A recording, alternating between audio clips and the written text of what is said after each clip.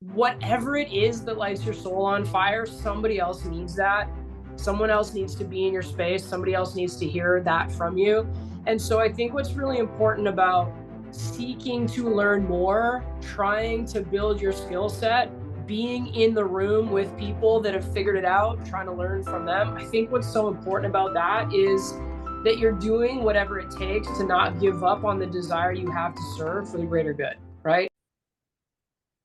Welcome to another episode of the Limitless Life Podcast. I'm your host, Kyle Smith, and if you have not done so, hit that subscribe button so you never miss another podcast. And if you love this podcast and you want some more tips and tricks on how to improve yourself, go ahead and subscribe to my YouTube channel. There are a ton of instructional videos there.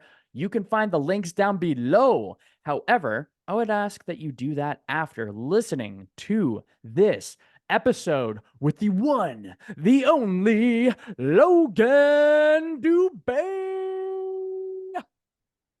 Thank you so much, Kyle. I feel like I need to get my boxing gloves on now. Awesome. So, Logan, you fantastic human being. I was grateful to be able to see you speak on stage. You're an articulate speaker and you're entertaining. You're edutaining. Excellent. Okay, well, we try to educate, energize, and entertain all at the same time. So if we've pulled that off, then we're pretty happy. You did that for sure. Going into the podcast, I have a question to start things off. Logan, how is it that you impact the lives of the people around you? Oh, that is a good question. I think I would say my attempt is to help people feel seen. And that might not be the answer you expect it to be, because the caveat to my explanation would be maybe more so coming from my career as a personal trainer. It's important to see people for who they are, of course. But I think what being a personal trainer allows us to do is also see people for the best version of themselves, the person they could be. And if you think about when you meet a prospective client, they're essentially coming to you saying, well, this is who I am right now, but it's not really who I want to be. This is who I want to be. Can you help me with that?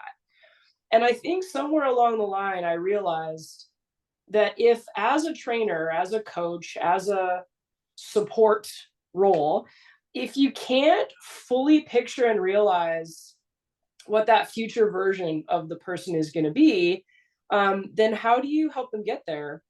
Right? Because they have all of these self-doubts and limiting beliefs and challenging circumstances that they're pretty aware of. That's what's in their field of vision. And part of how we help them is showing them something different, showing them the way forward, holding beliefs for them that they haven't quite figured out how to integrate yet.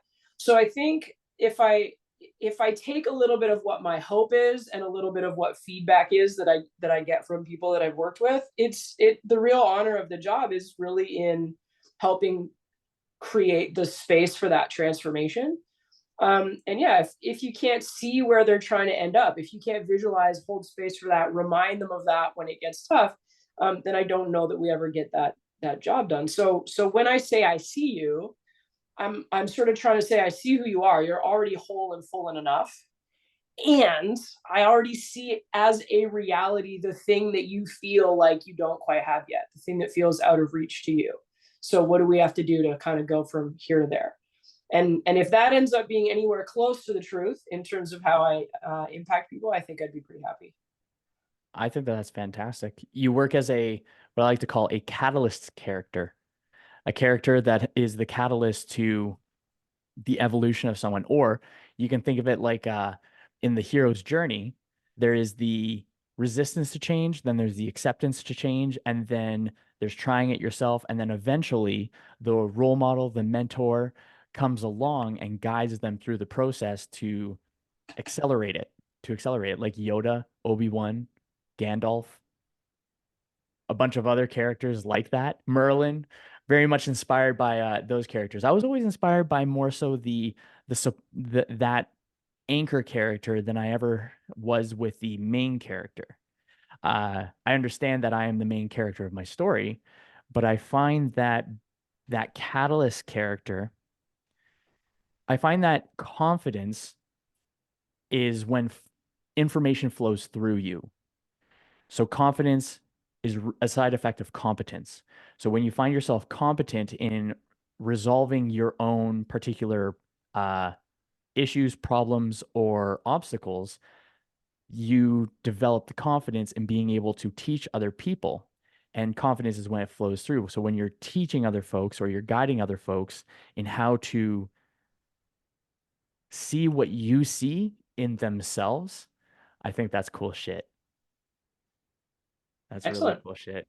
I like that. I was gonna throw in Phil from the Disney version of Hercules. That's a good That one happens. too.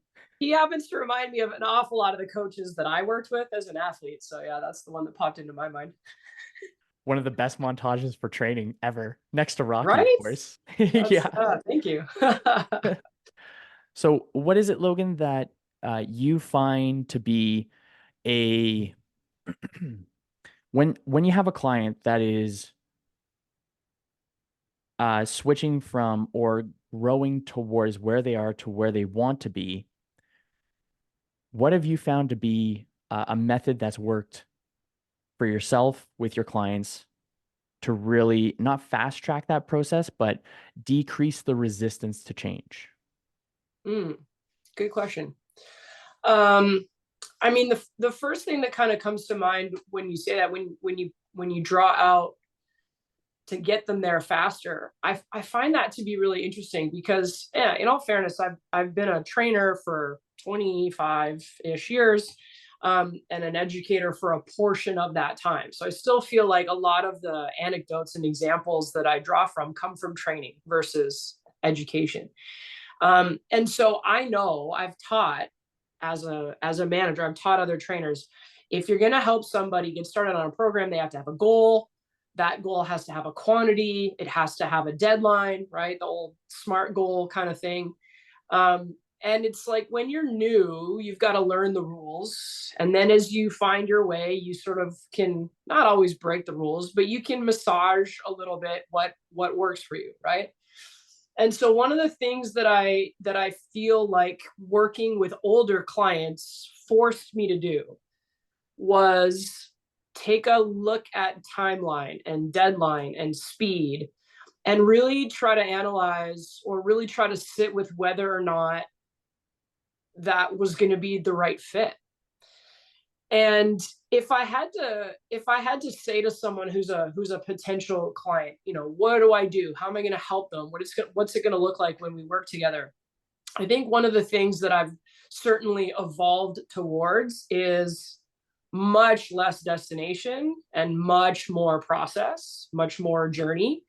And so let's say your goal is to lose 10 pounds by June. All right, I can write a program for that. That's energy in, energy out, step count, exercise, nutrition, right? Like that's very sciencey. But I know something that I've heard you talk about with some of your other guests is sort of like, the resistance to the change, as I think you just said it, is that it's not a straight line from A to B, right? And part of where people get stuck is their expectation that it is, and then their frustration when it's not. And so if instead of 10 pounds by June, it was like a question of like, well, let's say it's June and you've lost 10 pounds. How's your life different? And if it's not any different, if you feel the same, but your clothes are a little looser, does that ultimately feel like success, right? And sometimes it does, right? I'm not saying shallow is a bad thing. Sometimes people are pretty happy and they just have a little shallow thing that they want to address, and that's completely fine. But I don't know. I think the work that you and I are interested in is not necessarily the shallow stuff. So when I've been working with clients that are a little bit older, I think it's so much less about the destination and the timeline and the really measurable metrics. And it's a lot more about, man, maybe it's okay to put down this sense of urgency that we have about something being really, really important if it's not, right? I think about one of my aunts who's was a runner for a long time, super healthy, cooked food, had a million hobbies. Like I look at her life and I'm kind of like, holy crap, she had it all together. And like the underlying thing that she said, I remember her saying for like 30 years was like, oh, I'm trying to lose 5 pounds. And she might have been 10 pounds heavier or 5 pounds lighter. It didn't matter. It was like this thing that was just, it was like every time the clock strikes 12 and the cuckoo comes out and chirps, that was her version of that. Like, oh, I'm trying to lose 5 pounds. And so I think there's something about it when you're in the work for a really long time. Losing 10 pounds is actually really easy if you think about it. And yet for a lot of people, they get there and they're not happy. Right. So I think the resistance to change, I'm trying to bring it back to what you asked me. And I think what's really interesting is this idea that like when you get there, you might not feel any different. And if that's the case, if you still feel that discomfort, that thing you don't like, but you've lost the 10 pounds, well, now what?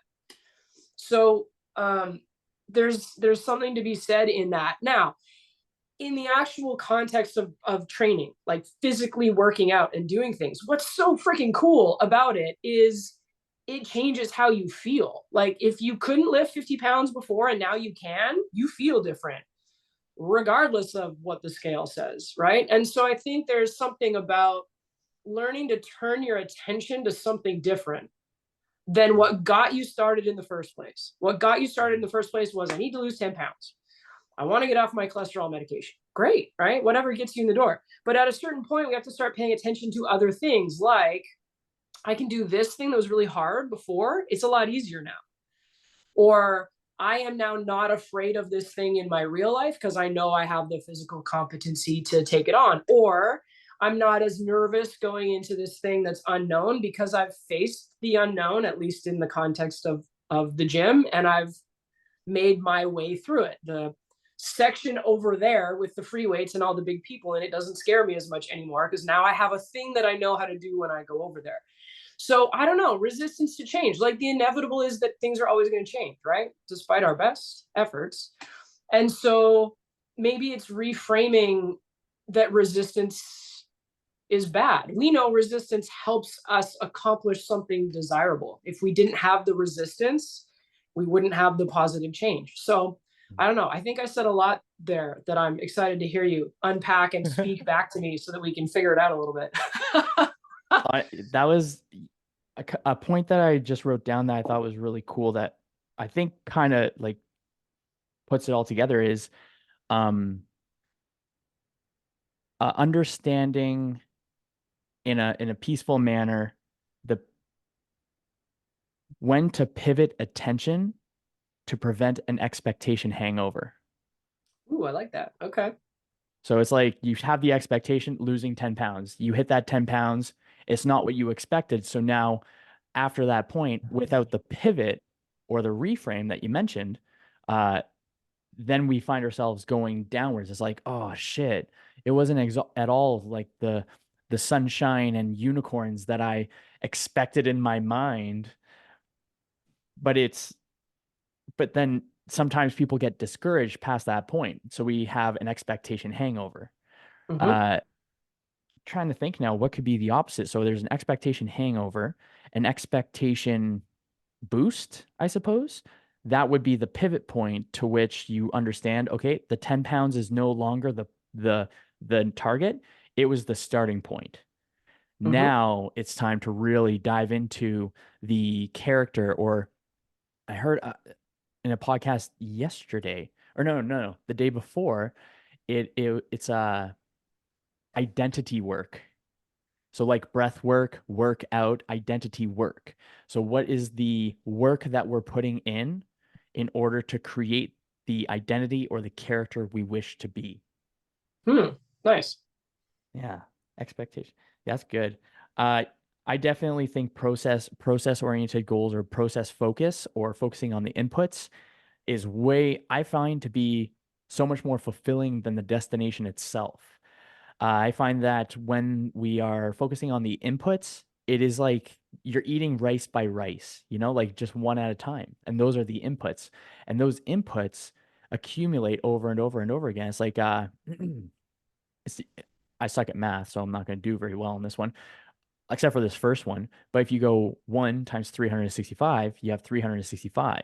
But if you have 1.01 times 365, you're going to have a completely different number. And that 0.1% accumulates so much more. And I find that it decreases the stress or the expectation of hitting the destination at a certain point in time. Mm-hmm. Yeah. I like that. Well, and I'm thinking of someone in particular as I'm trying to answer your previous question, so I might as well share it. My mother-in-law, so lovely and trusting to show up and join my group of ladies and work out, and mostly starting exercise for the first time in her life. I'm sure there were certain things, but like for the most part, stepped in to a gym and started picking stuff up for the first time. And so I know that part of her focus coming in was achieving some weight loss, and that's fine, because for a lot of people that will improve their health, and that's a really good place to be focused on starting from. But I don't know if it's because we're family a little bit. I don't think so, because I think I kind of, by the time she steps in the gym, we're in the space that I do my work in. But despite knowing that that's what her focus is, I'm really focused on showing her the right entry point for the exercises that she's going to be doing. Some of the people that are in that group have been training for a long time, so their exercise variation looks different. So really trying to empower, doing this variation properly is the best thing you could be doing right now.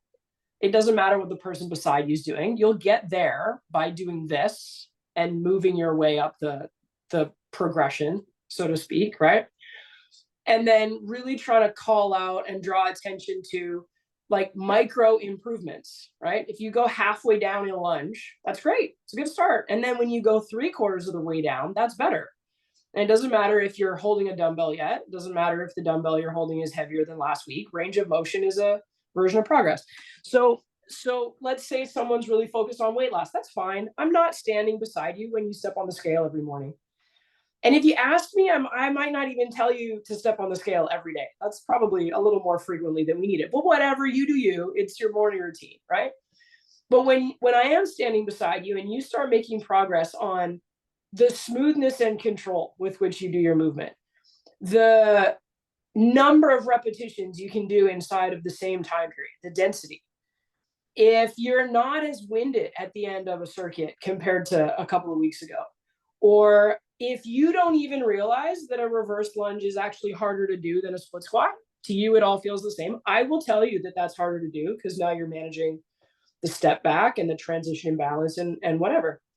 And so the way I think about it, and the way I talk to younger trainers about it is like, look, if every single time your client comes in, and whether you're a coach, whether you're a trainer, whether you do nutrition, whether you do identity work, it doesn't really matter. But if every single time your client is with you, if you're finding something to celebrate, to show them that they've succeeded on, if you're finding a win, then they're going to really enjoy spending time with you. Because when they're hard on themselves, when they're by themselves, and then they're with you and you're showing them things that are improvements, that are valuable, that are worth celebrating, well, then they're going to want to spend time with you. And guess what happens if they keep showing up and spending time with you?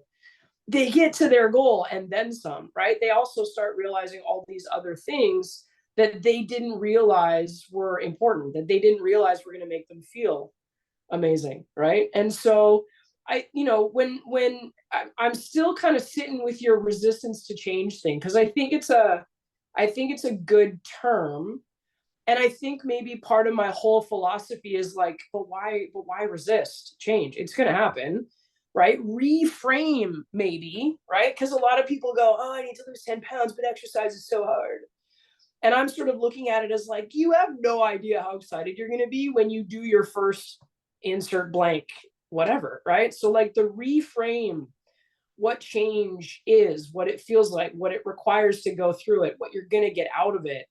Maybe that's part of the way that we help them get there faster, or we help them with that resistance is literally just to reframe it. Every day you show up and struggle, you're going to walk away with a skill you didn't have before, with confidence that you didn't have before, with a feeling of empowerment that you didn't realize was actually going to make it so much easier to like prep your food and eat something healthy that's good for you, instead of being frustrated and falling back on a processed food type strategy for the short term boost, right? We're here for the long term boost. We're here for the real boost, right? So I think that's part of it. How do I impact people?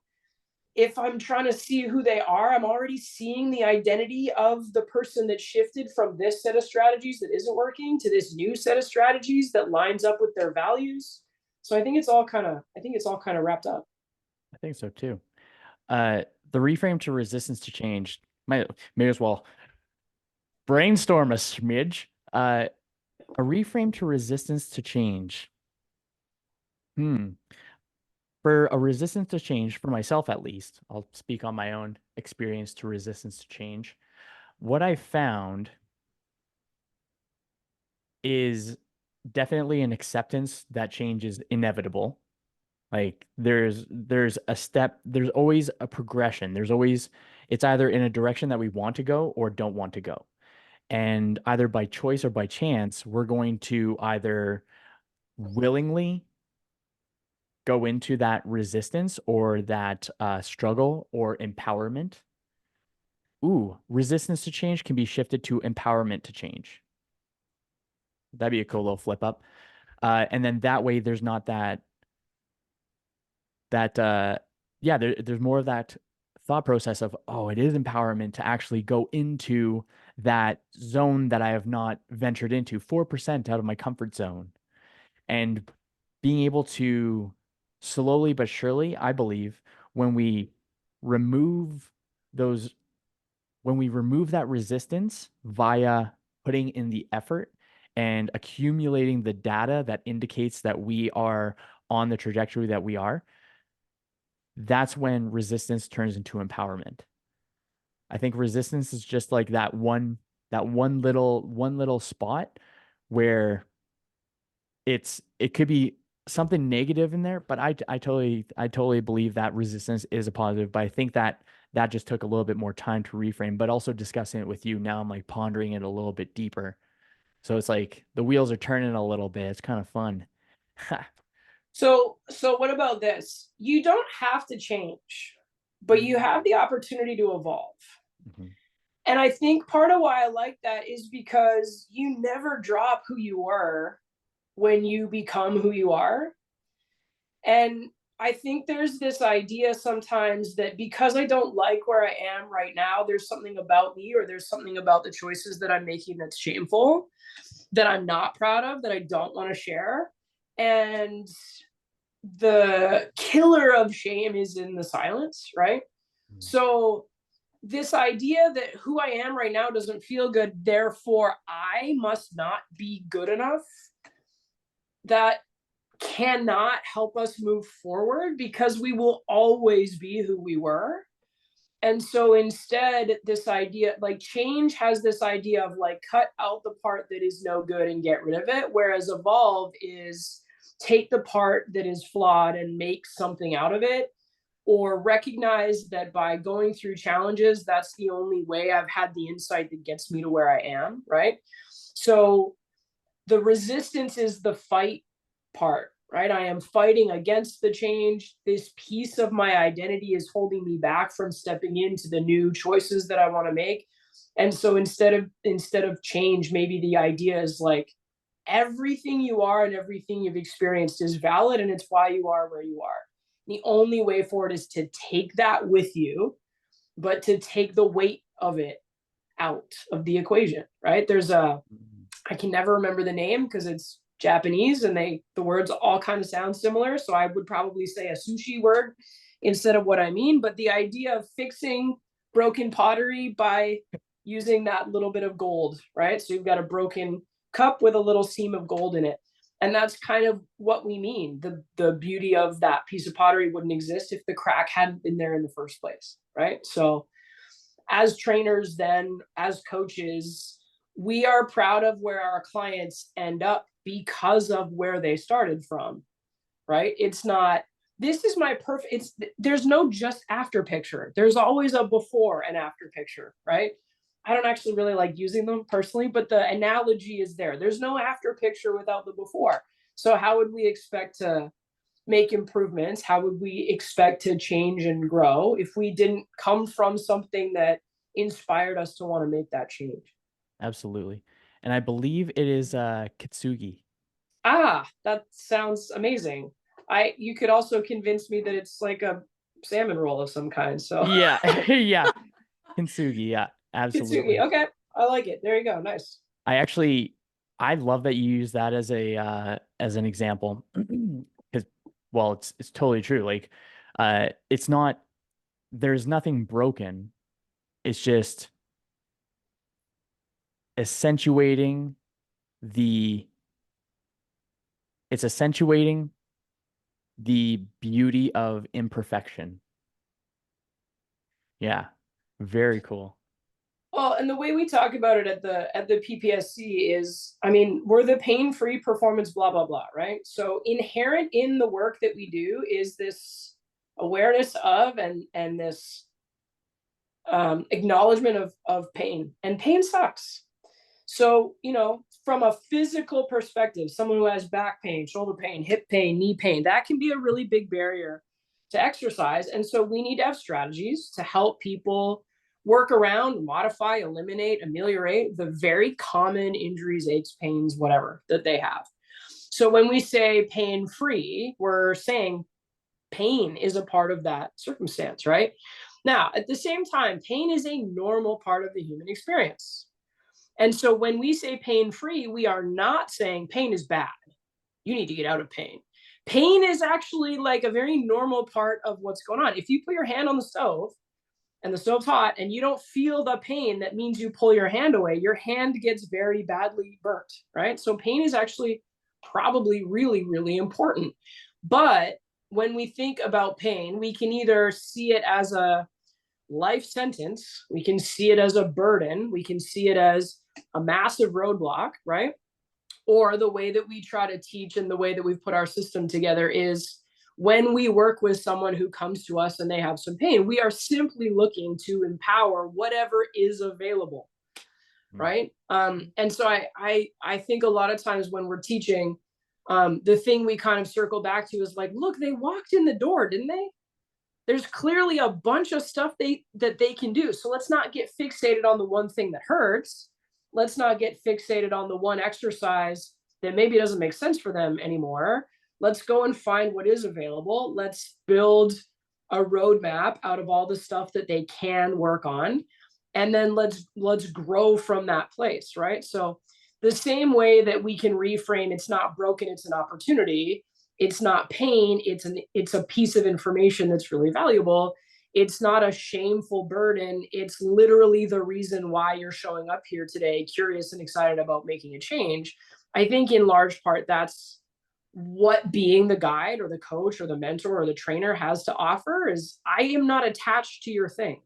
I can acknowledge it, I can hear you out, and I'm similarly going to say I don't really see that getting in the way, so let's see what we can do, right? And I think action is always going to feel better than inaction. So if you're stuck in action because of the burden or the roadblock that you're stuck staring at, when there's a big giant rock in the road, what do? You kind of go around it on the shoulder. And that's kind of what our job is that off ramp away from the thing that is holding all of their negative attention. I like that. I like that you said empower what is available. Well, that's why I made it as a note is empower what is available. And that rang real quick because it just took a narrative where I find, and I'm guilty of this, but more seems to be the common answer to an obstacle. But with the empower what is already available, it's taking the components of an individual that is already there, that is already a net positive contribution to the goals, and then removing the aspect. I will use like addition, subtraction on this one, but subtracting the the thoughts or the obstacles that are in the person's way, and then really picking up the availability or the skill set or the headspace or what they've already got that is going to get them on the trajectory. And I think with that reframe of removal or observing what is already available also encourages progress, because we oftentimes are we oftentimes have difficulty or an inability to observe what we are good at or what we already have that we're winning with. And so I really like that. I think I have this thought process where Kendra and I were on a date night once and we were talking about it, but uh, there's a snowball effect where you build momentum, where it's a snowball and you just roll in and it builds mass. It accumulates, it adds more. And so I believe with that kind of a saying, where it's a snowball effect, it only talks about the first chunk. But where does it keep on going? And where's the wall? And what destruction does a big snowball make on a town, for example, right?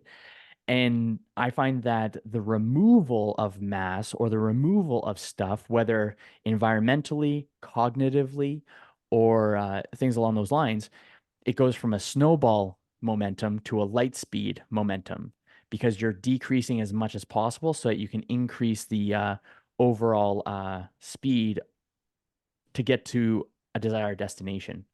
So when you said empower what is available, that's immediately what the image that popped in my mind is: removal of, or not thinking, oh, I got to go and do this, this, this, and this, and this just to be able to hit this kind of goal.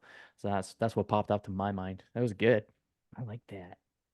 I like the Awesome. resistance to evolution. I'm going to pivot that one. So it's no longer resistance to change, it's resistance to evolution. I very much like that. And I got a question, because we were talking about expectation hangovers and destinations. Is there a Have you experienced an expectation hangover for yourself? And when you were in the thick of it, how did you make a pivot? So I think it's probably normal for me to go, okay, career. What has popped up in my career that maybe is relevant to that? And so just to give you like a tiny little bit of context, I was an athlete for a long time, and there was a period of time where I was an athlete where I also started working on coaching, got into training a little bit. Um, and then I finished my athletic career, and then I kind of just went all in on the second career in fitness. And so from that point, I was a trainer, I was a group fitness instructor, and a lot of times I'm old and I've been doing this for a long time. So a lot of times the work that I was doing didn't have a job title. There was no name for it. It's just you can tell the difference between someone who's brand new, who's still trying to figure out how to write programs, versus someone who's like comfortable, confident, kind of mentors a little bit, kind of starts helping out with some of the overall operation of the facility, right? So like even just inside of the role of being a personal trainer, there was a gradual increase in the stuff that I was able to do, that I was asked to do, that I was expected to do, whatever. And then I went through sort of assistant manager, manager type stuff, and I got to a level where I was a multi-unit leader. So I was the fitness manager in my club, and I was also overseeing fitness managers in other clubs to help them succeed. And I don't know, I actually don't know if I had expectations. I think I'm pretty good at walking into something new and going like, I'm excited to be here and learn. But I think in all fairness, here's where I think the answer to your question comes from. I feel fairly lucky to be somebody who, for a lot of those steps, I succeeded quite quickly. I wouldn't say easily because I worked my ass off, but I succeeded quite quickly. So I went from being a brand new trainer with zero clients to like having a full book of clients pretty quickly. I went from going to the training course to teach this class to like teaching a couple of the busiest classes on the schedule right away. I went to being an assistant manager with a team that was like rising in terms of culture and production. So I was an assistant manager on a team that was doing well. And then I took over a club and that went well, right? So like I feel lucky that in a lot of the jumps up the ladder, I got sort of KPI measurable data that I was doing a good job quickly. I got kudos from the people above me that I was doing a good job quickly. And guess how easy it is to work hard at something if you feel like you're doing really well at it right away. So what this brings me to is at the point where I became a multi-unit leader, I think maybe subconsciously my expectations are that when I step into something new, I'm going to be good at it pretty quickly. And probably for the first time, this was a role where that was not the case. There were things I was doing well, but the overall performance of the role, the overall numbers, and at that level, there are so many numbers. So you might be doing 10 things great, but there's 27 things that you could be doing better at, right? And so I think about in my career, I think about that 18-month period of time as being maybe the first time that I wasn't just killing it across the board. And it didn't really seem to matter. It wasn't that I wasn't working hard enough. I was still working really hard, and I worked harder, and that didn't help. And so the reason why I frame it up that way is because there's something common in sort of corporate culture, which is you rise to the level of your incompetence. And then you get left there because you don't earn the right to keep going up. You're not doing very well. But then maybe you just kind of stay there and rot because you're not really going to get demoted. You did well before. Like, it's just this funny zone that you get left in. And so in the grand scheme of things, 18 months is not that long. And arguably, there were some really good things that happened in that time. But I look at that portion of my career and go, yeah, that's where I rose to the level of my incompetence. And the thing that I couldn't figure out how to do was shift away from the skills and the competencies and the routine and the structure that I knew I was really good with. And I couldn't evolve. I couldn't shift into the new demand, right? I'm a very detail-oriented person. I will get everything done. Guess what I'm not very good at?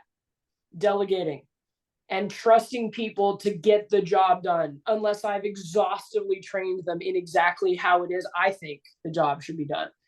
So I think why I bring that up is because whether you want to use the word expectation, whether you want to use the word performance, whatever, in hindsight now, I can look back at that period of time and go, man, the opportunity, the demand, the evolution was to like trust your people and step back out of the way and lead by asking the right questions, not by being the person that has the answers every time someone comes to you for help, right? Because as a leader, how do you help grow leaders?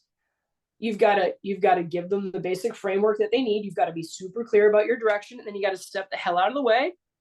You check in, you expect what you're expecting, you provide guidance, you want to make sure they don't do something stupid that wrecks the business. But at the end of the day, if you manage managers, you got to let them manage. You can't do their job for them because then they just sit there while you're doing it all. They don't learn anything. And then when you get too busy to be there to do the thing, then they're stuck there and they don't know how to do what needs to be done.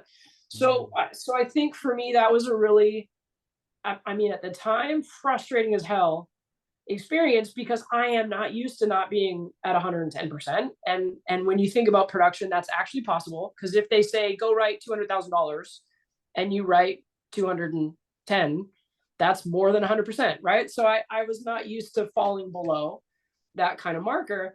And I literally had to be removed. I had to step away from, I had to go live in a completely different section of the business and get back to work and get back to being successful before I had the time to kind of go, what the hell happened? What did I miss? What would I have done differently? What's the skill set that I'm lacking?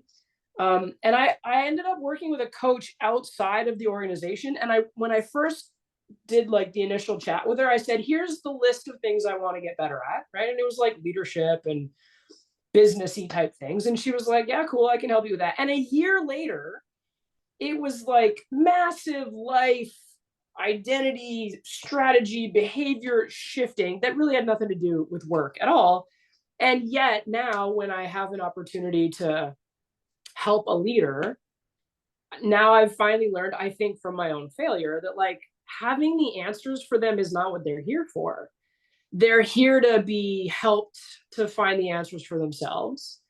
And so it's a way more passive situation, right? When you talk about the hero journey, I for sure was Hercules, like for a long time. And I literally had to learn to be like, okay, and now in my role, I'm Phil. And I think, the shift from one to the other was unexpectedly challenging. And I think to answer your question, maybe the way that I pivoted is it just took me time and distance and the willingness to have acknowledged that I fucked it up, and then finding somebody who in their own gentle, compassionate, empowering way was like, well, let's look at what's holding you back. Let's look at the choices that you keep making over and over again, and how might it be different, right? So really for me, working with a coach and moving from a very business focused thing to like, oh, it's actually life things that need some viewpoints, right? I think that's ultimately what helped me learn. I wouldn't say I'm like there yet, but at least I'm open to the idea now that like it's not up to me to make sure every single thing gets done. That doesn't help people build the confidence of having completed the thing for themselves, right? And ultimately, as a leader, you want your people to like step into the void and do the things confidently. That's how, quote unquote, the business grows. That's how we evolve, right? Is instead of one ant running around trying to build the whole hive, we now have all the ants building the. Do ants live in hives? No. Anyways, I'm mixing my insect metaphor, but you know what I mean. Dirt piles. Oh, that's awesome. Nest? Yeah, I don't know. Anyways. Yeah, I'm not really sure now. Actually, now you mentioned it, I don't think I actually know. I was totally on board with Hive. I was like, yeah, okay. Wait a second. That's cool. With the pivot in identity from worker ant to leader ant, what were some what were some what were some leadership characteristics you already had available? Then what were some leadership characteristics or behaviors or traits did you acquire through this pivot? I think that in all fairness, I had become such a little good worker ant because I'd had some great leaders. And so what I had was the example of great leadership. I just hadn't accurately identified that at this moment, the skill set of being a leader was now what was required, right? Like my worker ant muscles were like super pumped up, and my strategy and my routine and my habit, and like when you're a hammer, everything's a nail, right? Like my mindset was very like show up, get shit done. And so I think it just took me time to have a new filter, right? Like to look at things in a different way. When you walk into the gym and the equipment's like everywhere, it's a big giant mess. I'm so good at just like going and cleaning stuff up, but that takes a long time. And so what a leader has to do is see that the gym is a big giant mess, pause, take a look around for who's working, who's not like actively in a session doing something, and be like, hey guys, 5 minutes, all hands on deck, let's clean up, you know? But yeah, I think what I was really lucky to have is the examples of some really great leadership. And in all fairness, some bad leadership too, right? Like we learn from good examples and we also learn from bad examples. But it was like I think it was that identity shift of like, I'm no longer like the frontline person. I now need to like step back and have a vision and organize. I think that was what was necessary, right? So in some of the work that I do with trainers that are looking to scale up, or business operators who ask us for help, hey, how do we implement the pain-free training system better? I think a lot of times I think they already know the answers, but they just have to look at the problem, or they have to look at the business in a different way. Mm-hmm. Right. And so, yeah, again, it kind of feels like a speed shift when I'm a worker and I'm like all in, busy all day. And as a leader, honestly, sometimes I have to sit and be still and actually not look like I'm doing anything, because an hour later or a day later or a week later, like the solution has kind of like formed itself and now I have this thing to offer, right? But there's a little more sitting, there's a little more reading, there's a little bit more working through things, there's a little bit more asking questions and gathering information, right? Whereas before it was like, hey, Logan, go do this, got it, boom, off I went, right? So the speed is different. And the project completion takes longer, right? You get to the end of a session, feel great. You get to the end of a day, I did 12 sessions, I feel great. You get to the end of a month, you're like, yes, hit my goals. And now it's like, it's December and I'm thinking about a thing that I have coming up in June. So that zoom out and that slow down and that juggle multiple things happening at the same time. Ultimately, I think you'll like this.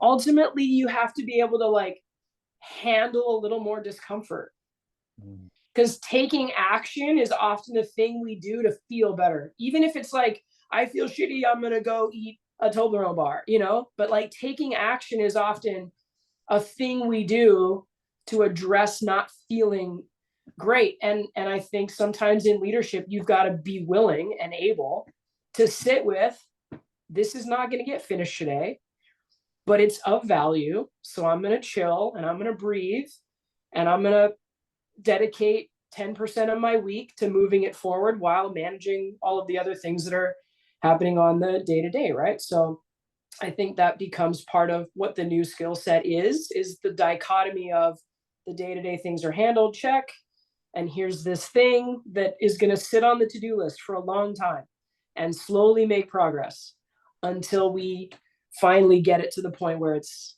ready. Does that make sense? Absolutely.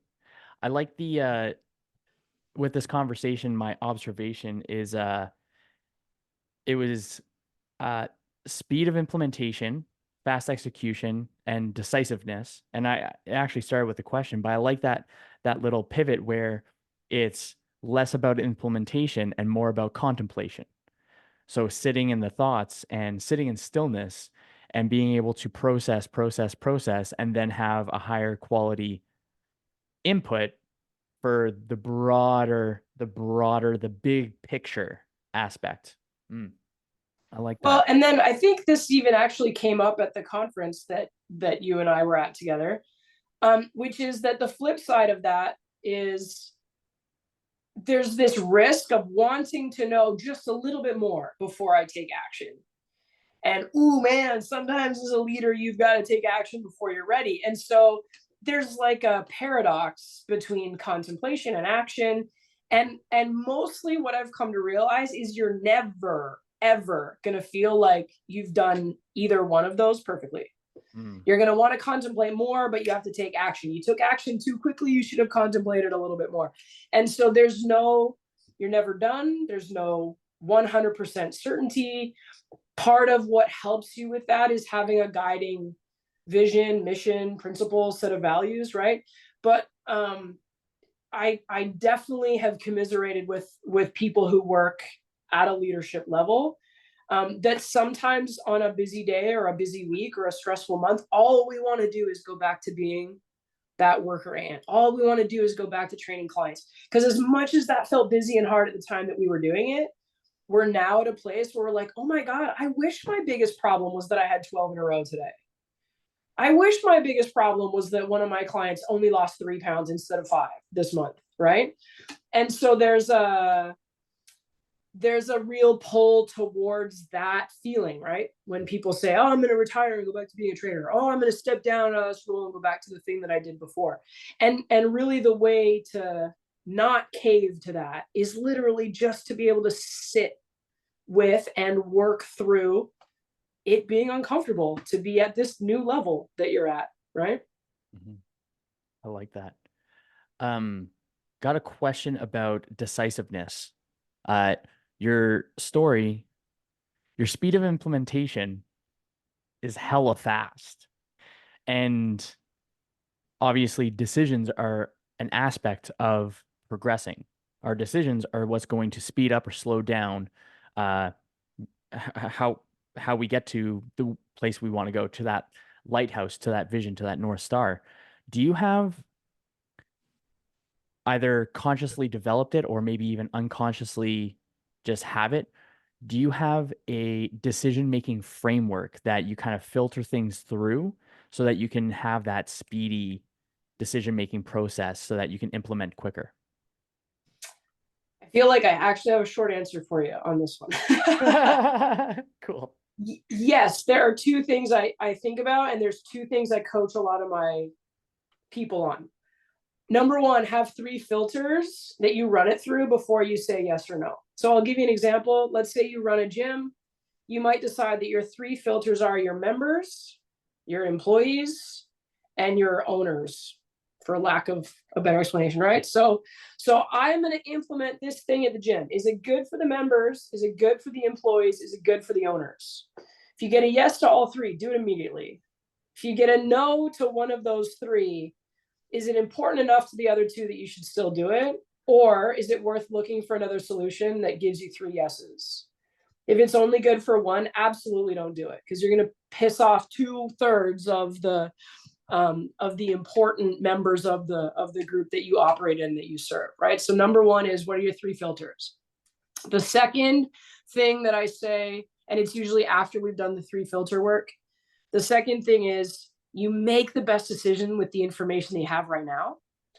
And if in an hour, a day, a week, a year, if you get new information, you are allowed to make a different decision. So there is no such thing as permanent. Despite what my grandmother used to think, which was, you shouldn't get a tattoo because it's permanent and that's a bad idea. Laser tattoo removal has shown us that that's not the case, right? Like, whatever the analogy is of that. You make the best decision you can with the information that you have. And when the information changes, if you need to, you make a different decision. And that's really designed to help remove the paralysis by analysis of, but am I making the right choice? So it could be dating, it could be work stuff, it could be, do I take the promotion? It could be, do I move? It could be, do I buy this microphone or this microphone for my podcast? Like, you do the best you can with the information you have.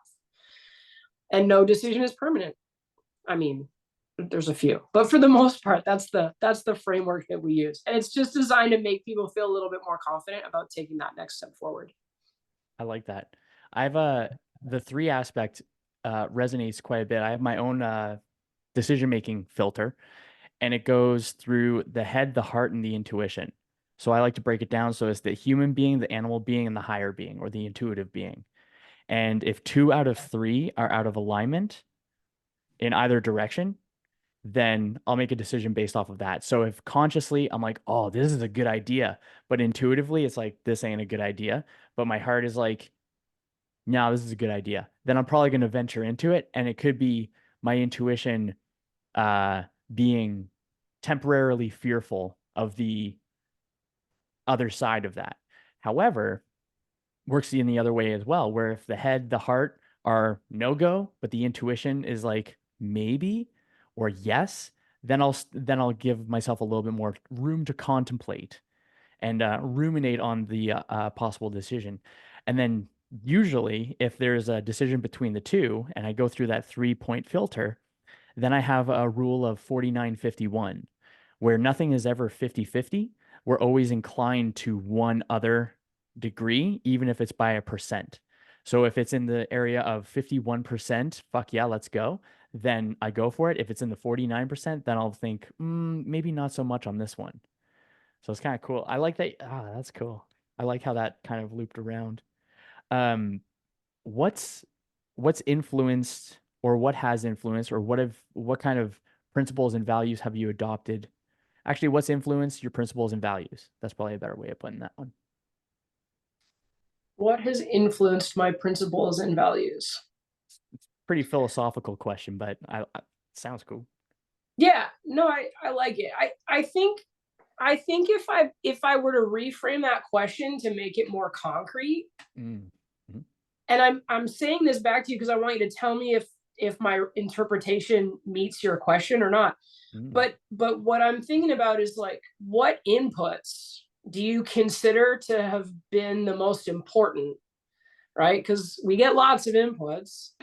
So which ones do you feel made the most impact? Because the other side of your question might be like, but your values come from inside you, right? You can be a completely different person than your genetics and your environment might indicate would ever be the case, right? But I think what you're asking, because it's probably the one of the two that's possible to answer, is like, what do I consider to have been really valuable inputs? Would that be fair?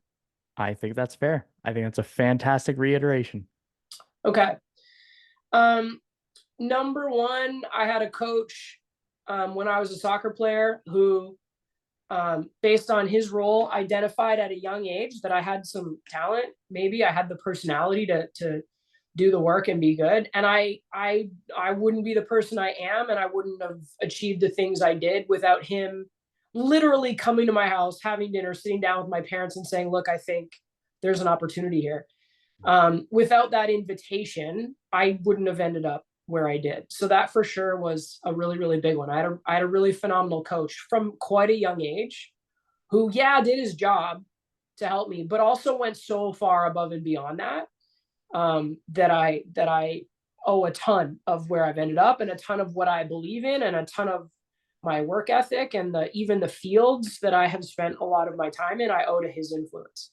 Mm. Um, Maybe in a surprisingly fluffy way, I would also say I have landed with a lot of the beliefs and values that I have because I've been a voracious reader my whole life, but I read about 98% fiction versus nonfiction. And here's why. Jonathan Goodman and I actually talked about this in Edmonton at the conference that you and I were at together. I think the important part about fiction that really feeds how I make decisions is that when you create an amazing character and you put that character inside of a really incredible story, I think you come across with a much more powerful method and a much more powerful message than the real life version person and the real life version situation of that same choice, right? So if you shoot fire out of your hands and you have the opportunity to ride this dragon and you're trying to save the world from this horrific horde of goblins, that's a much more impactful story or analogy than Joe in a suit had this problem with Susan at work and here's what he did about it, right? So I actually think that my love of fiction and fantasy reading has influenced me a lot.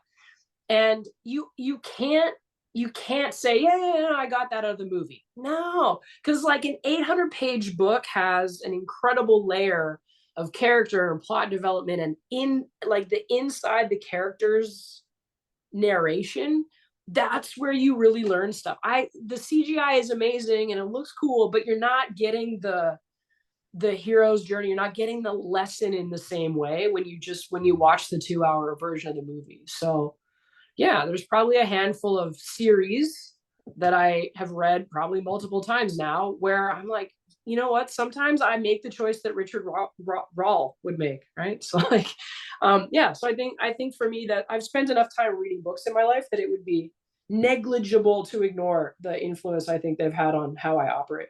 That's So cool. those are definitely two big ones. And then you know what? If I had to throw a third one in, not to be like nose up in the air about it, but like I love to travel, and when you go places and you see things that are different and you step out of the comfort zone of knowing what's in your environment, I think it changes you. For me, I think for the better. So yeah, I would definitely say I love to travel, but I'm also in debt to what travel has taught me about myself, about the world, what's available. So I'd probably put those three up at the top of the list. Nice. Uh, it may be just a matter of rereading books that you've read before. This one's a fun one. Do you have a regular fictional? Do you have a mental mentor from the fictional books that you try to harness on a regular-ish basis? Whereas like I need advice from so and so, you either open up a book and you're like, thank you, or you think of a Mm. thought like, this person would think this, and this is what I need at this time. I think for maybe 7 or 8 years in a row in my 20s, I read The Way of the Peaceful Warrior at the beginning of the year every year. So like I would start it on January 1st. It would take me a couple days to read it. And for 7 or 8 years, I read that book as a way to sort of kick off my new year. And so the Socrates was his name. I think Socrates is the fictional mentor that I definitely at that time of my life would think of from time to time. And it would be things like, you can make any choice you want. You just have to be willing to accept the consequences. Like that's literally a line out of the book. I'm paraphrasing slightly, but I have said that to myself. I've said that to clients. So that one probably was impactful at a time for me when I was really trying to sort of figure out my identity, my role, my impact, my right. That was probably a pretty formative tome for me. Oof.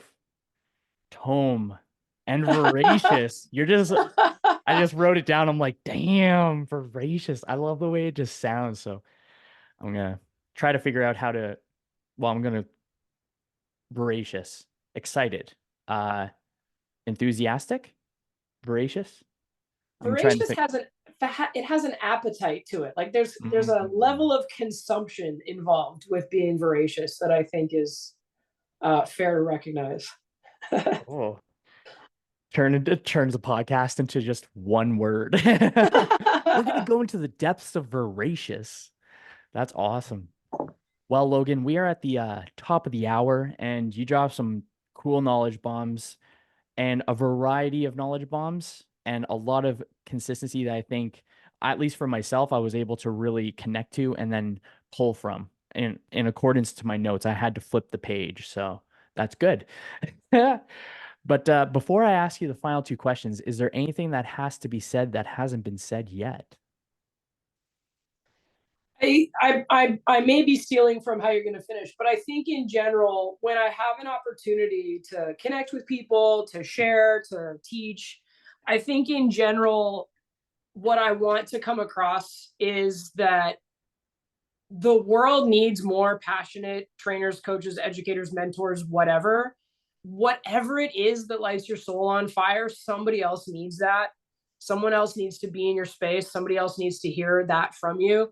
And so I think what's really important about seeking to learn more, trying to build your skill set, being in the room with people that have figured it out, trying to learn from them. I think what's so important about that is that you're doing whatever it takes to not give up on the desire you have to serve for the greater good, right? I don't want to sound like I have big britches, which is something my grandma used to say, but like I do really believe that what we do is important.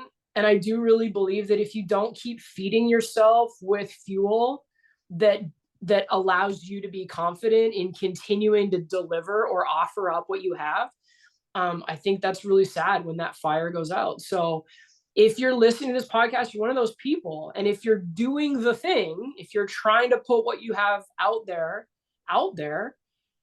good, keep going, keep listening. Like you might have moments where you feel stupid. You might have moments where you feel like you fall on your face, but the alternative is this apathy and this complacency and this, well, everything sucks. And so it's not going to get any better. So whenever someone has that call to be a part of the solution, you know, continuing to keep yourself energized and to keep your energy up and to keep your battery full to continue to do that is so important. Because if you do nothing, you'll eventually give up. So you have to do the things that keep you in the arena trying to make a difference. And so that's why I love talking to people. That's why I love jumping on any conversation, right? Because ideally at the end of it, you come away with something that like sparked an idea that propels you to action. And I think we should be constantly reinvigorating and reinvesting in that, or else it disappears. So don't give up on yourself. Keep showing up in the room so that you have the energy and the confidence to keep putting yourself out there doing the thing. Very nice. Now it's going into the last two questions. So I'm excited to see where it carries on. So the first one, set in the context, it is the end of your days. You're on your deathbed.